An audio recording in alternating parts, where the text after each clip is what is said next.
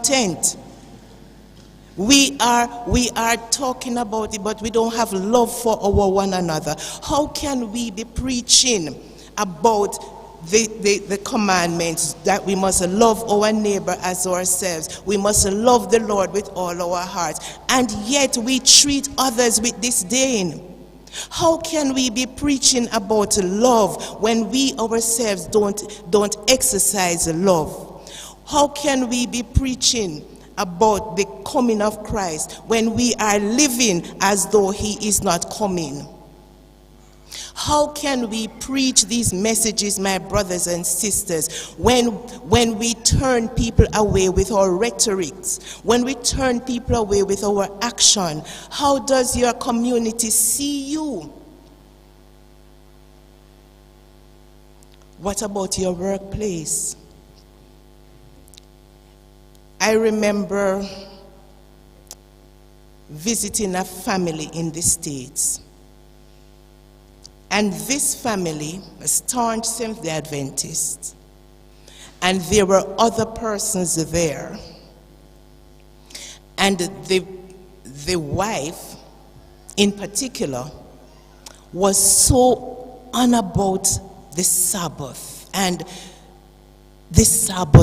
all of that. Yet, during the week, the attitude and the treatment of the other persons was so poor that one young lady said to two of us who were there as Seventh-day Adventists, that person said to us, if you guys were not here to show me that this is not how Seventh-day Adventists behave, I would never want to be a part of the Seventh-day Adventist Church. I tell you, my brothers and sisters, this is what I have experienced. This person was so contrary. But on Sabbath, from Friday evening, everything was, oh, it is a Sabbath.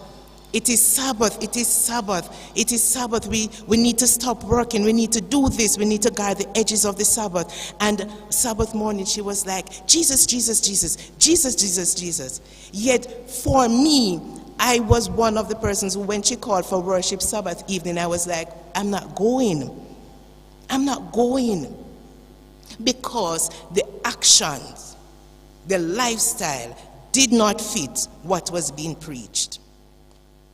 Now, I'm saying this, that we as Christians, Seventh-day Adventist Christians, we have the right label. We have the right label. We claim we are children of God. We claim we are keeping the Sabbath, and we believe, we claim all of this. But I can tell you that many times the content is wrong. The content is wrong. Let's look at Ananias and Sapphira in Acts chapter 5. They had the right label. They were right there with the apostles. And when they saw what the others were doing, they agreed that they wanted to be a part of the whole scenario. So they decided to sell what they have. But when the can was cut open, it was a different content in the can. When the can was cut open, they were not honest. When the can was cut open, they were disloyal. They had the right label, but the wrong content.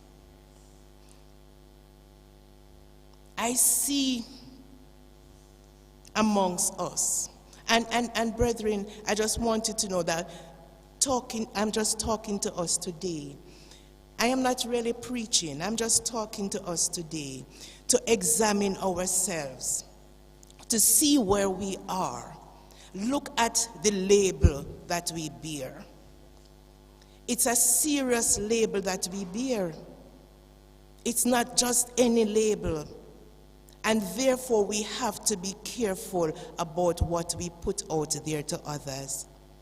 In our workplace, persons should be able to admire us. We should be able to attract persons not to ourselves, but to the God we serve. And Jesus put it clearly in Matthew 5, verse 16 to 17. Let your light so shine before men that they may see your good works and glorify your Father which is in heaven. It is hard to rend in sometimes